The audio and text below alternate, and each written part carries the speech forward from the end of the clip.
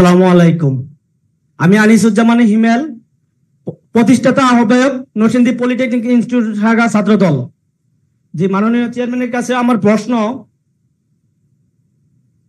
আমাদের 31 দফার 25 দফায় চাহিদা ও জ্ঞান ভিত্তিক শিক্ষা ব্যবস্থার যে প্রস্তাবনাটি আছে, সেটার আলোকে আমাদের প্রতিষ্ঠাতা শহীদ রাষ্ট্রপতি জিয়াউর রহমানের প্রতিষ্ঠিত নতুন করি আবার চালু করা হবে কিনা, নতুন করি সাংস্কৃতিক বিকাশের জন্য।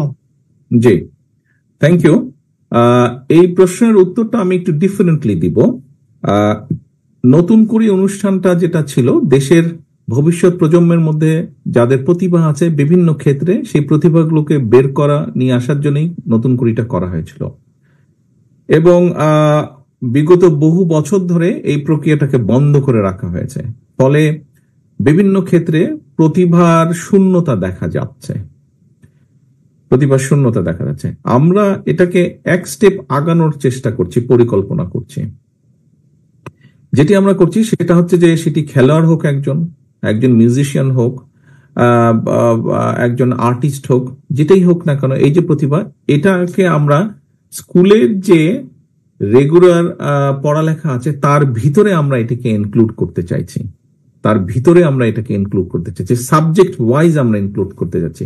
এখন ভূগোলে বা অঙ্কে বা ইতিহাসের নাম্বার কম পেলে যেরকম পাশ ফেলের একটি বিষয় থাকে, আমরা চাইছি যে সেটি ভাষার ক্ষেত্রে হোক, সেটি খেলার ক্ষেত্রে হোক, সেটি সংস্কৃতি বা সঙ্গীতের ক্ষেত্রে হোক, এই সবগুলো বিষয়ের নাম্বারিং থাকবে যাতে পাশ ফেলের একটি বিষয় থাকে।